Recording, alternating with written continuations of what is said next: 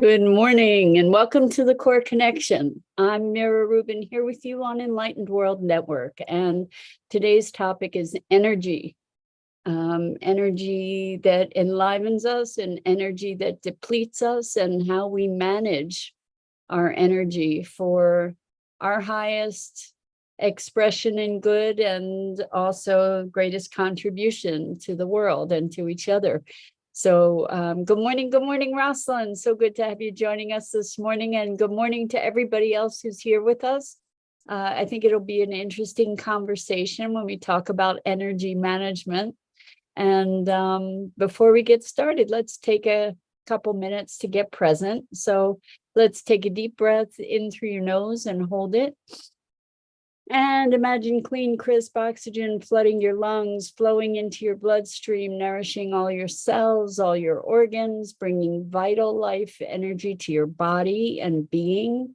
And as you exhale any tension, stress, negativity, fatigue. And now let's take another deep breath in through your nose and hold it. This time, imagine brilliant, bright light, lighting you up from the inside out, illuminating, electrifying, and energizing all your molecules, all your electrons, bringing this brilliant beam of light and energy from your heart out into the world. And as you exhale any remaining tension, stress, negativity, fatigue. And now let's press our palms together and vigorously rub your hands together to feel all that sensation, the friction, the pressure, the motion, the temperature, and the tickling and tingling when you stop, and allow all those sensations to bring you present right here, right now, into this remarkable physical form that enables you to experience life. Welcome, welcome, welcome. So, energy. And so this conversation comes from an observation about several conversations that I've had with people in my life. Some of those conversations were so draining, just depleting, where I felt exhausted afterwards and de-energized and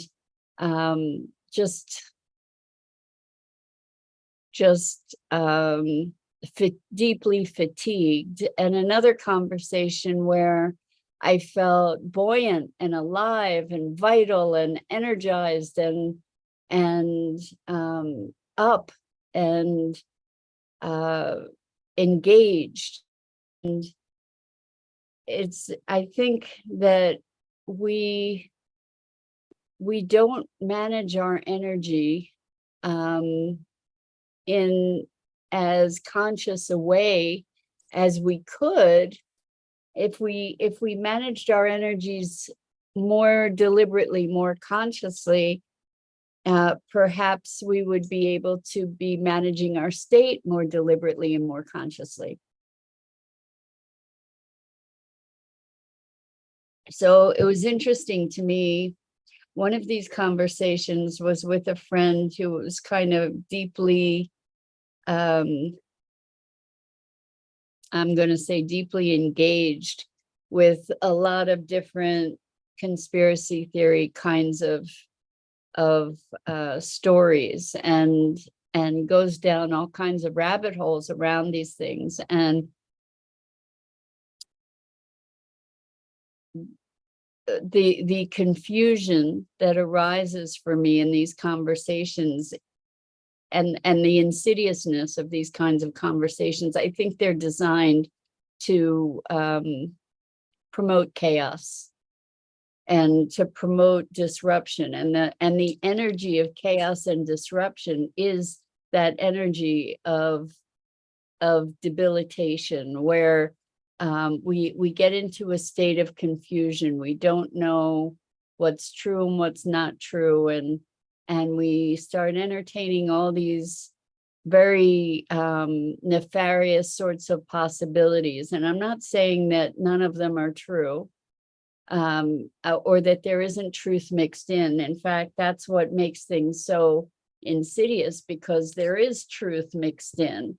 And this is actually something like years ago, I was looking at like what makes a cult, that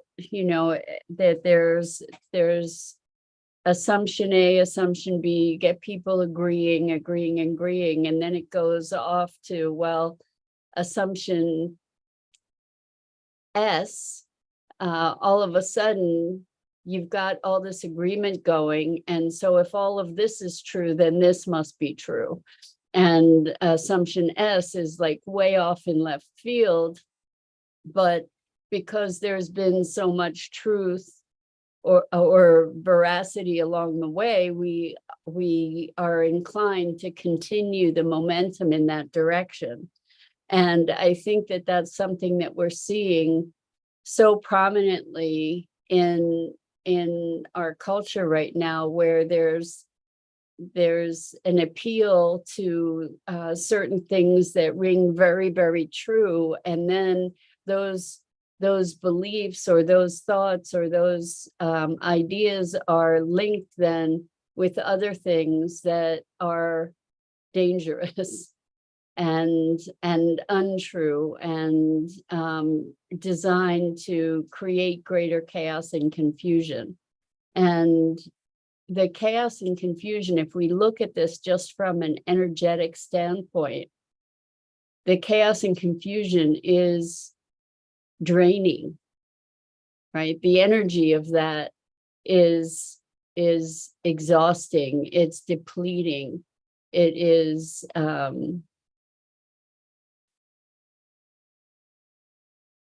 it's taking away from our center, from our centeredness. It's taking away from our ability to focus our energy in a positive direction, or actually in any direction, really, but it's chaotic. And that chaos, then it neutralizes, or goes even beyond neutralizing, but it neutralizes our effectiveness as human beings. It neutralizes our ability to engage with any level of clarity. And it undermines our experience of alignment, of love, of connection, and it feeds things like paranoia and separation. And so there's an insidiousness to this chaos producing sort of thought. And what I noticed after this conversation about all these different conspiracy theories, because what happens then is it's like, I don't know what's true and what's not true, causes you to question everything, causes you to lose center, causes you to or at least invites you into this rabbit hole where it just gets darker and darker and deeper. And then this other conversation that I had was more about propagating light, propagating possibility, propagating, looking at what the potential expression of human beings can be, looking at a higher frequency, really just raising the frequency of the conversation, raising the frequency of consciousness and of awareness. And it just was such a profound contrast for me, these two different conversations, both with people that I care about very much. And seeing that contrast and actually viscerally experiencing that contrast within myself, that to me was such a strong indicator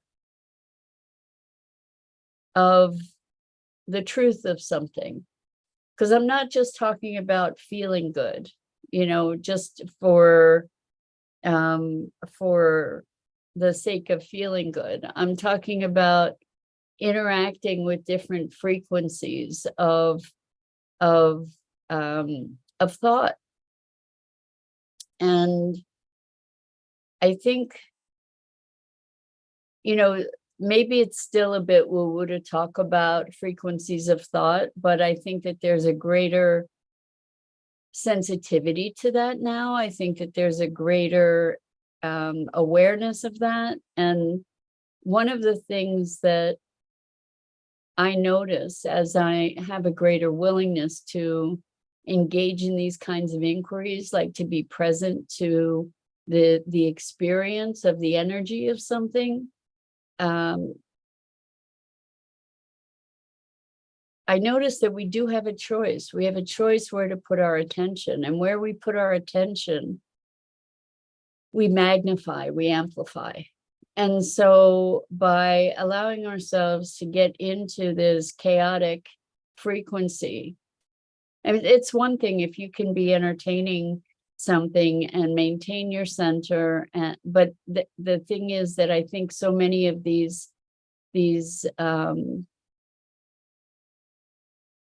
ideas are designed to create chaos. I tend to believe that that's true. I don't know that for fact. I'm trying that idea on, but when we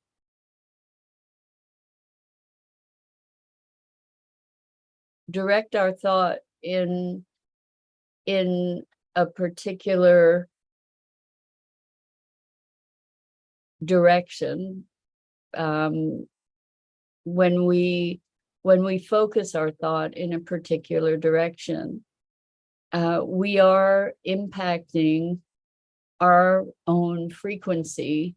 And as we're doing that, we're impacting the frequency around us. When someone is experiencing love and gratitude, the energy field that they're creating is very different from someone who is experiencing paranoia and fear. It's a very, very different field. Animals sense this. You know that with dogs, if you are afraid, the dog senses it and the dog becomes more aggressive. That's observable.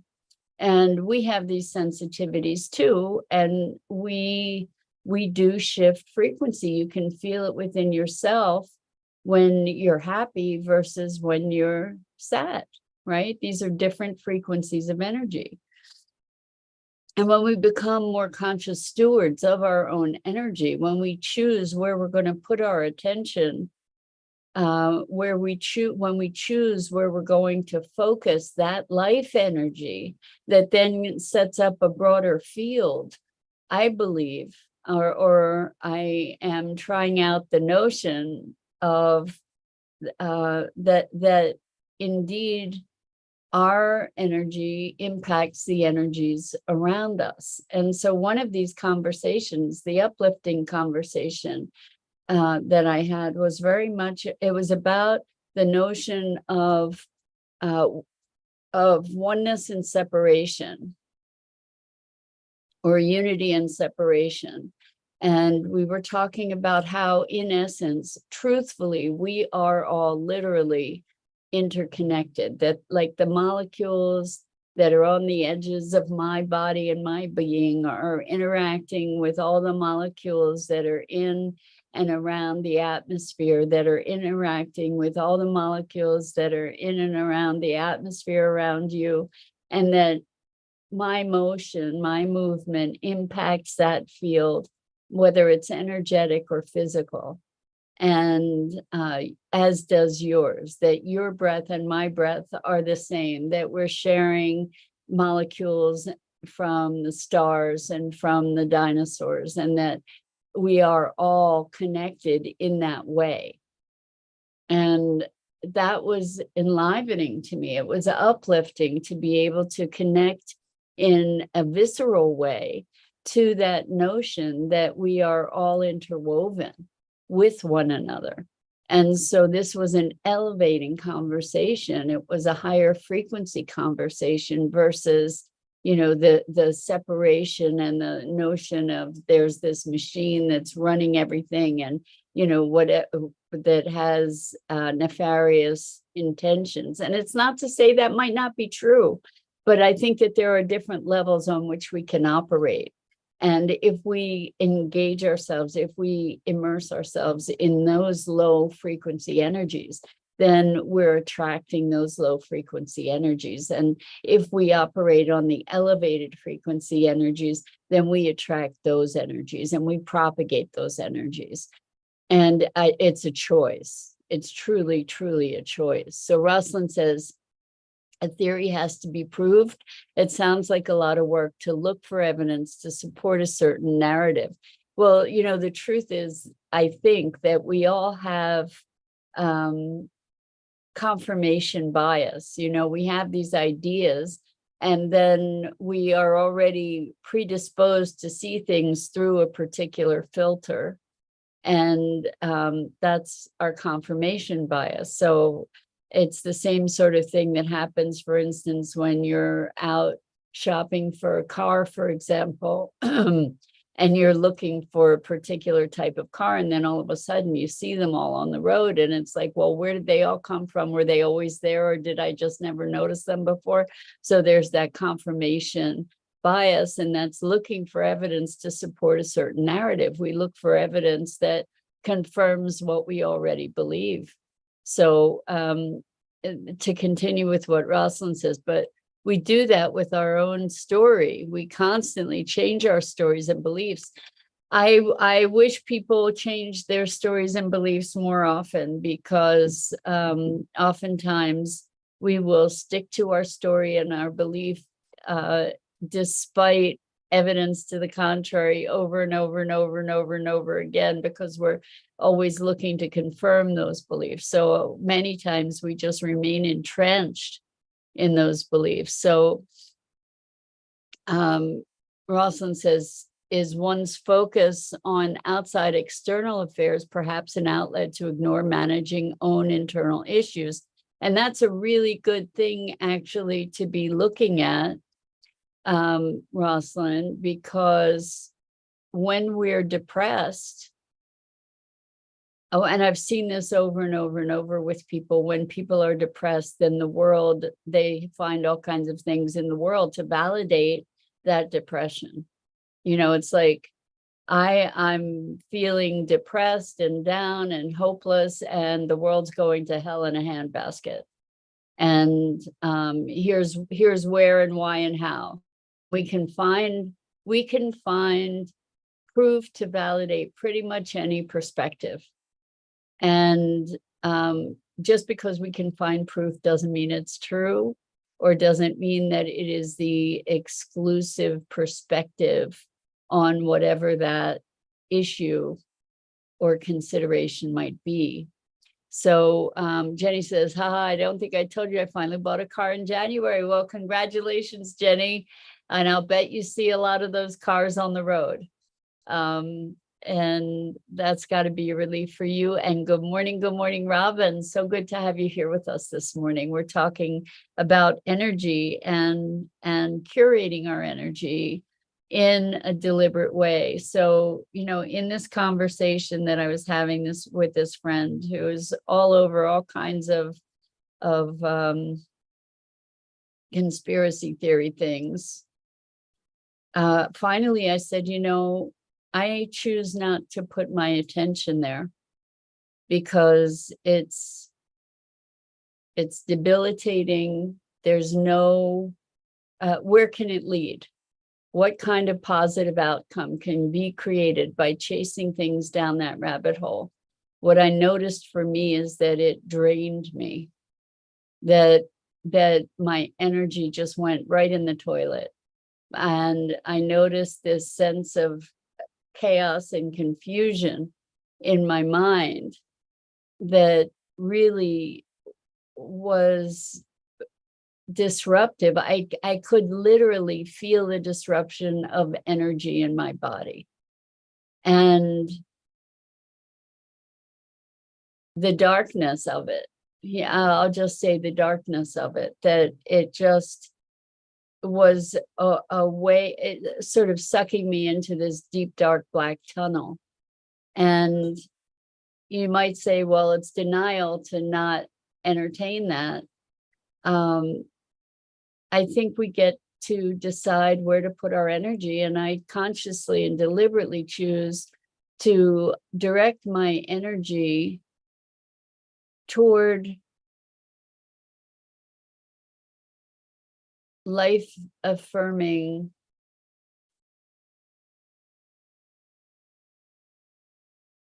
potential, to contributing to the elevating of consciousness and frequency on this planet. So Jenny's talking about some challenges that she's experiencing. I encourage you to look at the energy around this for you, just because that's today's topic. So when you experience certain news, there may be things that actions that you can take. The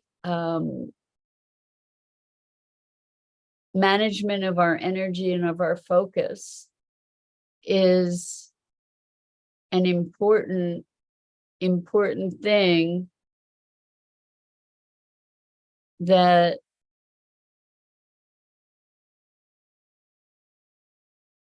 I think we don't necessarily give enough attention to. Jenny, we're sending you prayers that you can find your way through this in a way that supports you, and directing positive energy, directing the energy of potential and possibility toward that, instead of the energy of hopelessness and despair. I think that we do have a choice about this, and it's not Pollyanna. It's a real thing that the intensity of our energy impacts outcomes. And I'm not saying it's that simple, and I'm not saying it's going to make everything go away. But it's something, yes. So we can all support you in sending energy toward someone appearing that can help you, an advocate. There are probably agencies that you can talk to. There may be sort of public legal agencies that might be able to help you, to support you. And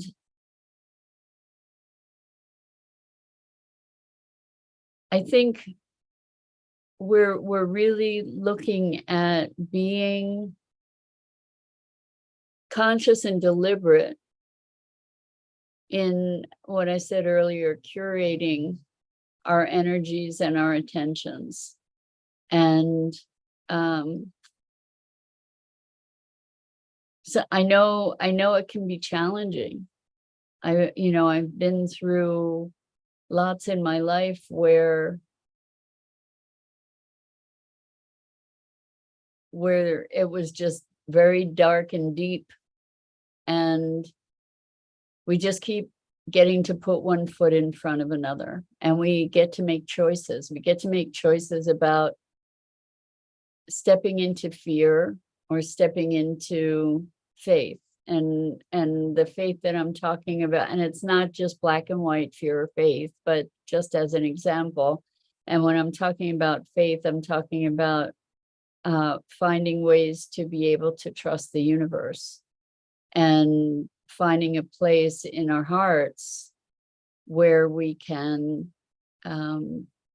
move into the potentials. And at the very least, even if the circumstances are super challenging and difficult, at least we'll have a greater resourcefulness in moving through them if we're able to maintain and curate our energy. So, Jenny, I hear your frustration, and all we can do is wish you, send you good energy, send you strength, send you courage, send you persistence to be able to move through this challenge. And perhaps you can be looking into group forums, like there might be groups online that deal with stuff like this that you might be able to connect to, because it's unlikely that you're the only person that has encountered these issues. So maybe even through Facebook, there might be groups that are advocacy groups that you might be able to connect with. So that those notions came out of the energy of possibility, rather than saying, oh, it's a crisis and there's nothing I can do about it. And I'm not saying you're doing that. So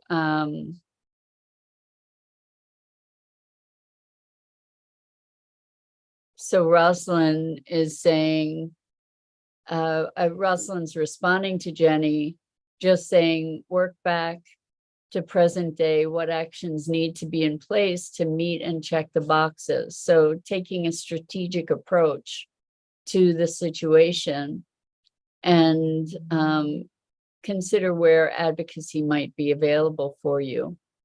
And yeah, so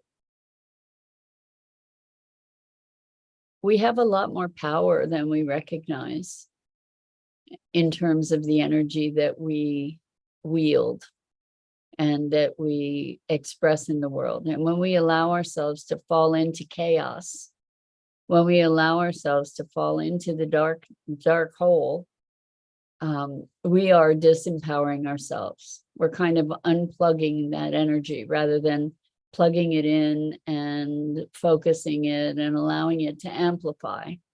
And it's a dance.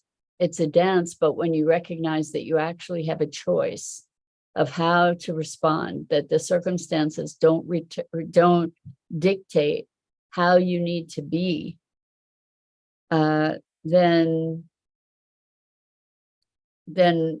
whole worlds of possibility open up to you. And I invite you to look at managing your energy first and move from there. Say, to notice what's going on in here, to notice how you can maybe elevate that. And that should be, and I use the word should, I recognize that, but that when we do that, we have potential to really profoundly influence our lives. And so I encourage that for all of us, that we recognize our energy and how we're using it, and be more deliberate about it. And with that, I'm Mira Rubin. This is the Core Connection, and I go live here each weekday morning on the Enlightened World Network Facebook page and YouTube channel at 9 a.m. Eastern. And I invite you to check out the other awesome programming on Enlightened World Network and Enlightened World Living. And Jenny says, yep, keep the good vibes to get good things back. It's challenging. I know it's challenging, but it makes a difference. So thank you all for being here, for engaging, for just showing up. And